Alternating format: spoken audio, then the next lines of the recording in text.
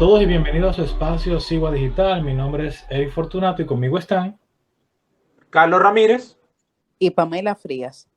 señores, y nuestra flamante ministra de la Juventud volvió a la palestra y esta vez fue víctima de Nuria Piera. Bueno, hay cosas que no se deben hacer si tú eres funcionario entrante. Y una cosa es discutir con Nuria. Ahora, yo no sé si ella es lo suficientemente loca o lo suficientemente valiente, porque darle una entrevista a Nuria Piera y de esa manera y con esos antecedentes hay que estar o muy loco o muy seguro de lo que se va a decir. Bueno, lo único seguro en este caso son los emprendimientos que tiene ella. Ahora, Muy lucrativo, por cierto. yo quiero que ella me dé la formulita para emprender de esa manera.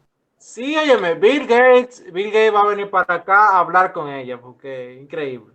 Ella ha tenido más éxito que Tesla, las acciones de la empresa de ella valen más que Tesla, así que, óyeme, no hay más nada que hablar. Nosotros somos unos arrancados toditos. Ya lo sabe.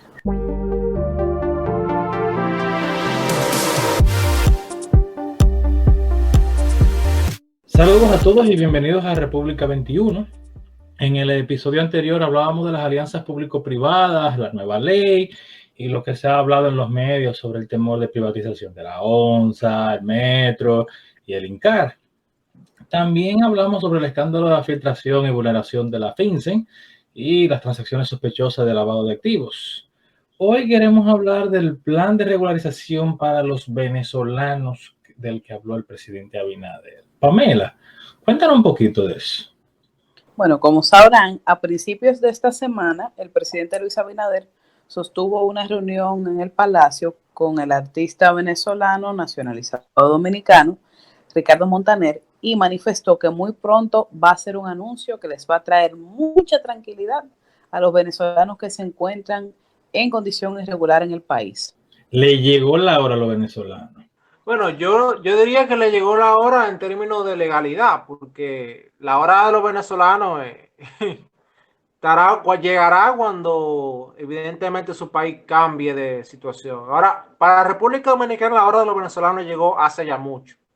Las principales inversiones como el grupo de Bellutini y en Punta Cana y eso, y inversiones muy fuertes de los venezolanos. O sea que la hora para la República Dominicana de los venezolanos hace rato que ya llegó. Ciertamente, esta noticia ha generado muchas expectativas, no solo para los venezolanos, sino también para los nacionales dominicanos por las implicaciones que esto pudiera tener. En este caso, me parece que el presidente tiene tres posibles escenarios de solución. En primer lugar, sería el reconocimiento como refugiados. Segundo, un régimen de protección subsidiaria. O tercero, un plan de regularización exclusivo para nacionales venezolanos. Muchas personas entienden que República Dominicana se convertiría en un país de destino para refugiados venezolanos. Este término de refugiados, que muchas veces lo escuchamos en la prensa, es un término que no necesariamente aplica para estos casos. Y es por ello que en la entrega de hoy les estaremos explicando a nuestros oyentes acerca de las dos principales formas de protección internacional comúnmente utilizada por los países, que es el sistema de derecho de refugiados y la protección subsidiaria. Ahora, Pamela, la protección subsidiaria no tiene que ver con subsidio, ¿verdad?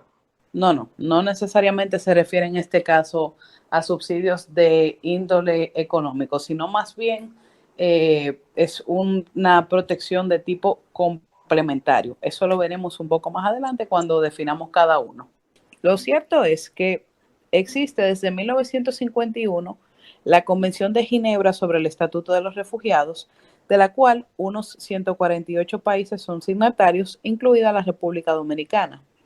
En esa convención se define como refugiado, cito, a una persona que debido a un miedo fundado de ser perseguido por razones de raza, religión, nacionalidad, membresía o pertenencia a un grupo social determinado o de una opinión política en particular. En el caso de aquellas personas que no tengan nacionalidad, y se encuentran perseguidas, se entiende que estos cuando dejan su país de residencia habitual, es a partir de ese momento que se puede reconocer como refugiado.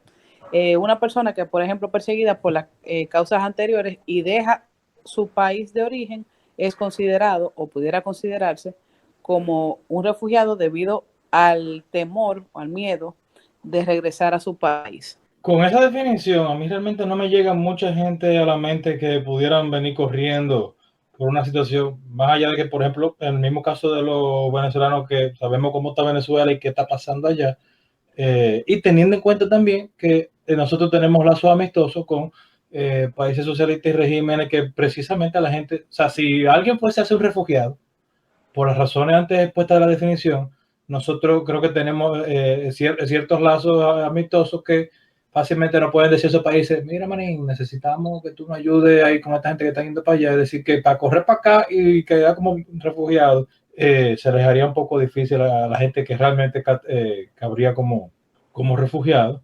Y en el caso por la misma definición, para mucho temor que hay, especialmente con los haitianos, entiendo que no caben en esta definición, por más que las ONG quisieran forzar el mingo, pero cualquier otro extranjero de donde sea que venga, si es productivo, habría que hacerle un plan de regularización particular. Precisamente por eso quería hacer la aclaración de los términos. Muchas personas entienden que por el hecho de tú venir de un país en conflicto, ya automáticamente deben de ser considerados como refugiados, cuando lo cierto es que en muchos casos quienes emigran lo hacen más por las precarias condiciones de vida y económicas que por un temor de persecución como tal. ¿A qué me refiero en este caso? Por ejemplo, no todos los venezolanos, a pesar de la situación que se está viviendo allá, podemos decir que son víctimas de persecución directa del régimen, porque quizá tú pudieras entender más un ejemplo en la capital donde está concentrado el poder de gobierno que en una provincia un poco lejana, donde sí se sienten los efectos de la situación económica precaria y son gente que están pasando muchas necesidades, pero no necesariamente que Maduro lo está persiguiendo a ellos por opositores. Es por esto que además del derecho de asilo, como se le conoce en algunos países, a lo que tiene que ver con el sistema de refugiados, los países han optado por implementar un sistema de protección subsidiaria en el cual se le concede a los extranjeros que no califican como refugiados, pero se encuentran en condiciones de riesgo que le impiden regresar a su país de origen. O sea, hay personas que, un ejemplo, vienen de una zona de guerra, un ejemplo, Siria. Donde sabemos, desde 2011 hay una guerra civil muy cruda y hay personas que están siendo víctimas no necesariamente del régimen, pero sí de grupos terroristas que se han adueñado de la zona. Entonces tú puedes tener, por ejemplo, el caso de una mujer que su esposo lo mataron en la calle en un atentado terrorista. Tú dices, bueno, tú no calificas como refugiado porque ciertamente tú no me has demostrado que estás siendo perseguida por el régimen, pero tú en tu condición de mujer, estás sola, vulnerable, serías una víctima más fácil de un grupo criminal o de un grupo terrorista y por tanto te ofrecen esa protección subsidiaria que te permite residir legalmente en el país bajo la protección de ese país de acogida. Yo creo, Pamela, que hay algo que se tiene que considerar y es si esa persona pretende quedarse en el territorio o si va a estar de forma temporal.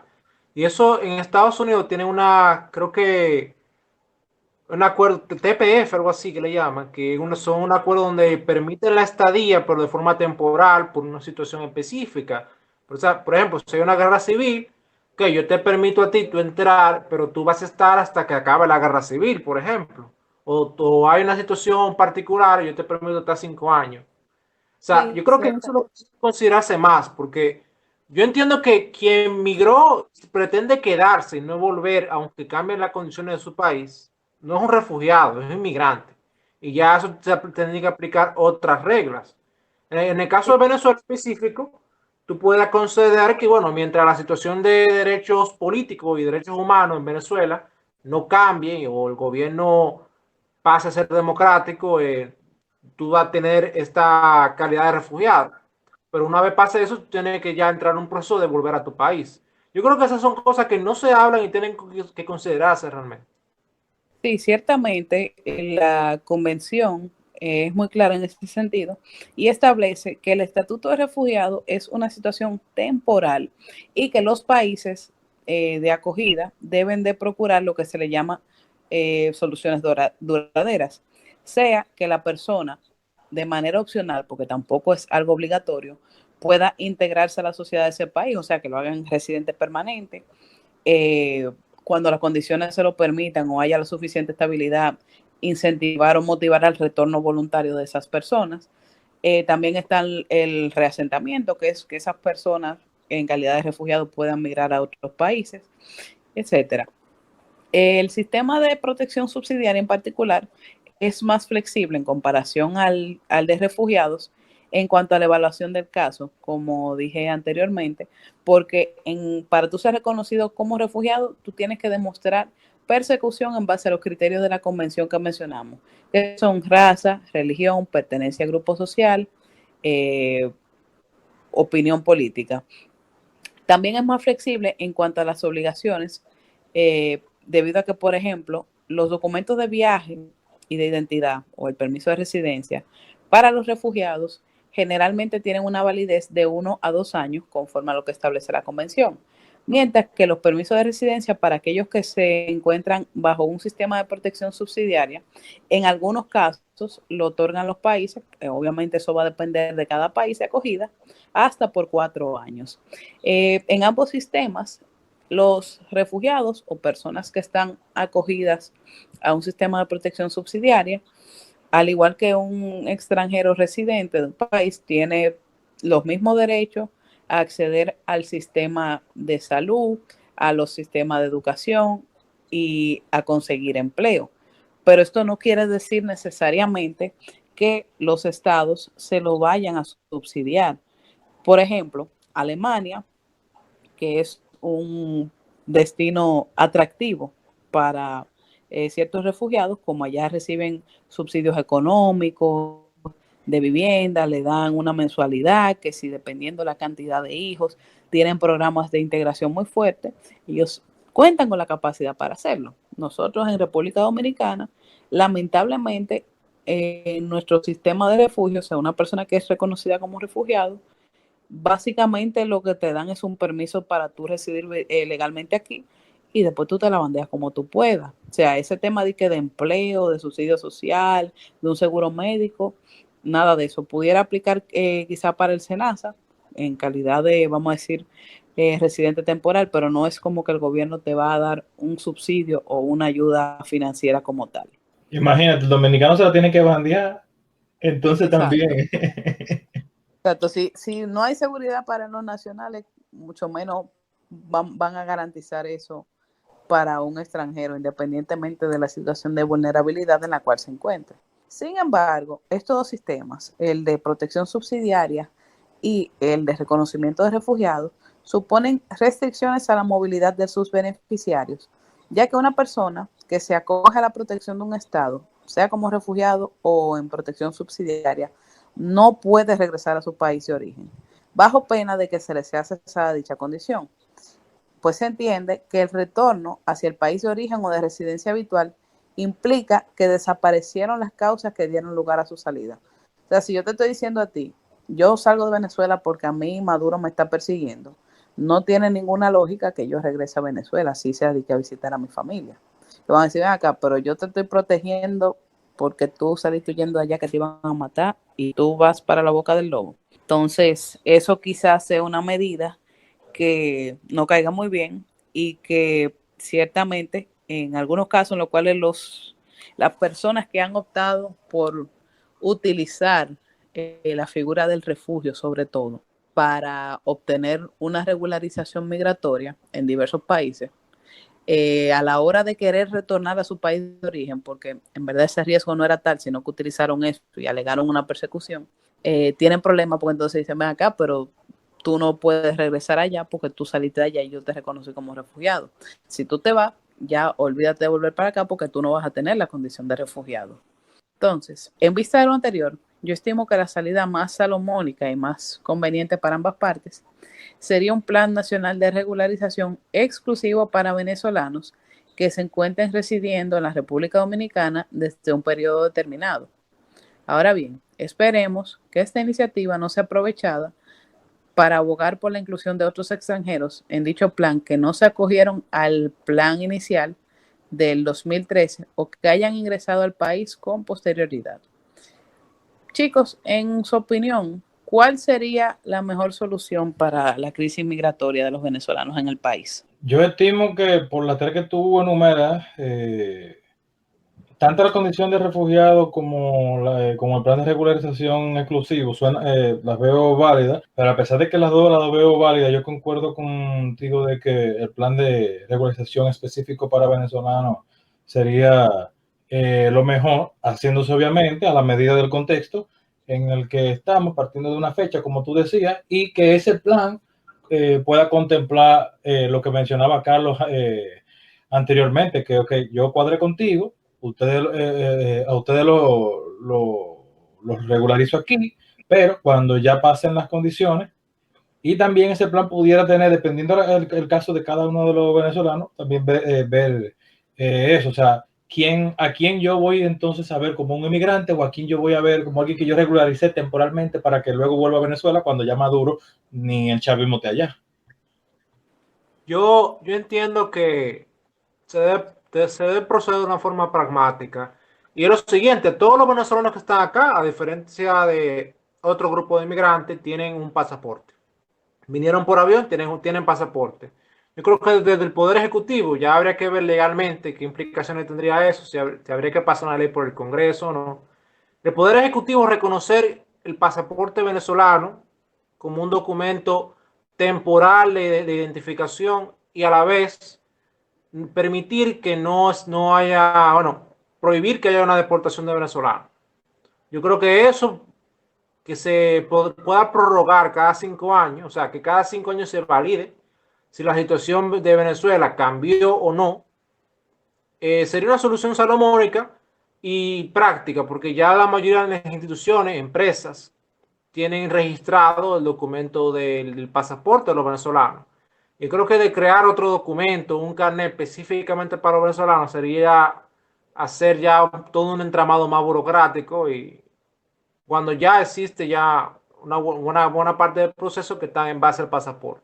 En ese sentido, Pamela, se podría hacer un plan exclusivo en donde se trabaje, como dice Carlos, con el pasaporte de los venezolanos.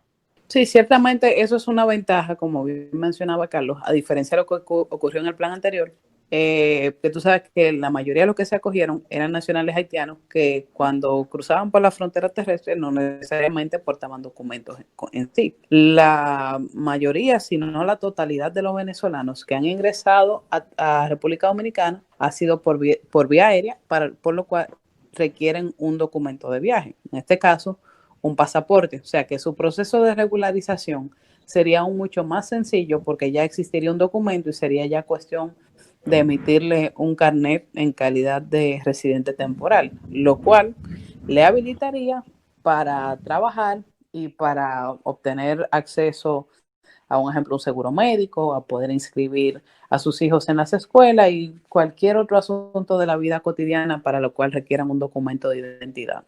Bien, señores, síganos en Spotify, YouTube, iTunes, Google Play Music, iVoox como Sigua Digital. Búsquenos en Facebook como Sigua Producciones y en Instagram como Sigua Digital. Denos like, síganos, compártanlo con sus amigos. Visiten también nuestro portal siguadigital.com, donde también van a encontrar publicados todos los episodios que hemos grabado. Síganos en Twitter, @siguadigital. También pueden escribirnos a info@siguadigital.com y dejarnos sus preguntas en las diferentes plataformas. Muchísimas gracias por escucharnos y esperen nuestra próxima entrega.